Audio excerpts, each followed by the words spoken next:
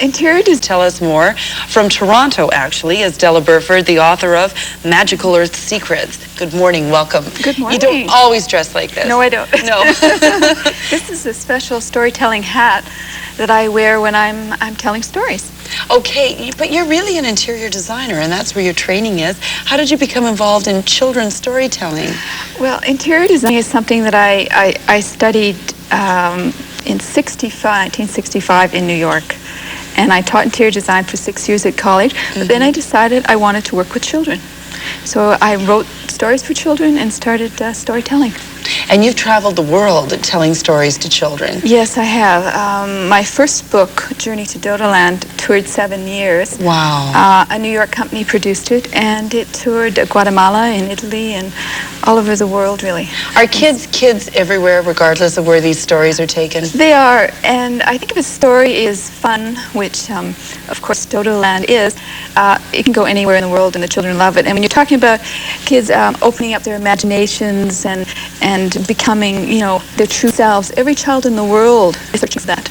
And where did you get your inspiration? Is that from your mom? You were telling me during the commercial break that the two of you work as a team sometimes. Yes, my mom's a wonderful inspiration for me.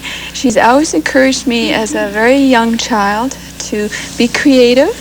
And it's just been so fantastic to grow up with that sense of, yes, I can be creative, I can be different. And that's, I think, one of the great motivating forces. In fact, in this my first story, the Della story, I have that the bird hat was given to me by my mother and father, which in fact, the first bird hat, this is the third one I've had, but the first one was, made by my mother and father. Which was your award-winning story? The award reading was Della. The Magical Earth Secrets is new. Okay, what did it mean to you to have a book that was award-winning? Did it help you a lot in terms of promotion? It always helps to have an award-winning book. Yes, definitely. Now, books are supposed to be read, but you perform these books. Is that unusual for a children's author to go and do that, to take it a step further? Well, I've been very lucky because there's been people who have found my stories inspiring, various artists, and then they have created wonderful theatrical productions around my stories.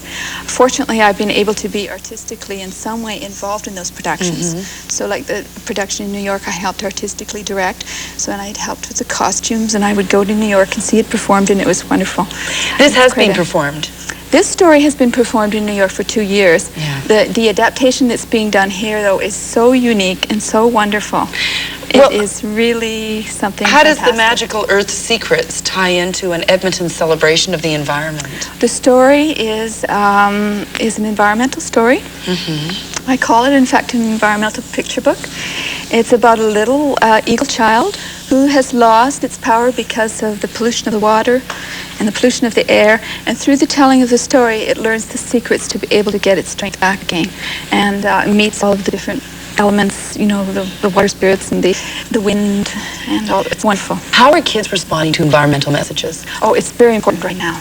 Essential, in fact, to give the children something that will really make them feel they do something, to give them power and to give them strength. Because they're being bombarded with so much information, and some of it isn't too pleasant or optimistic.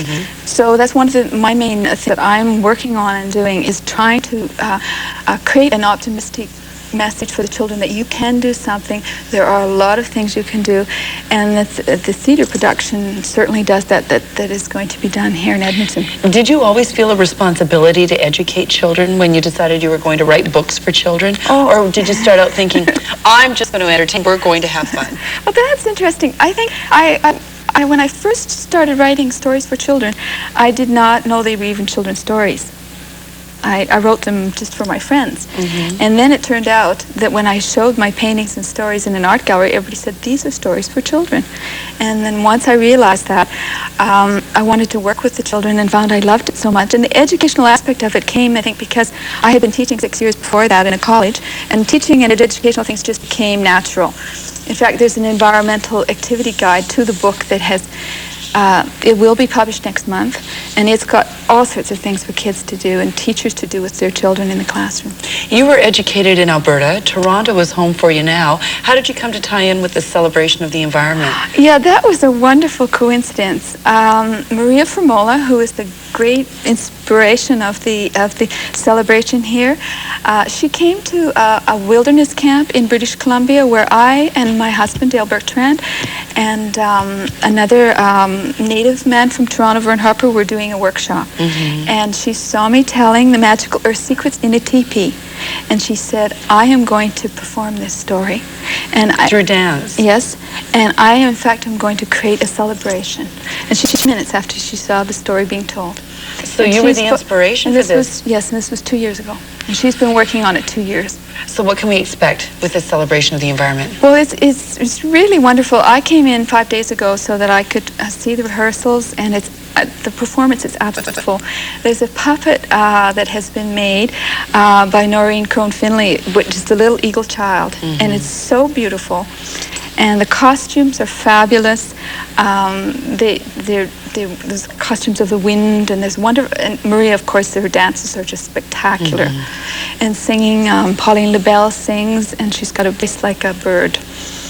And so it's really wonderful. Masks, there's all sorts of masks by Peter Field, and lots of beautiful things. It's a 10-day celebration. If you'd like more information, we do have it for you. Our guest is Della Burford. I thank you so much for coming by today. It was a pleasure to meet you. Well, thank you. We'll be back with more of Good Morning right after this.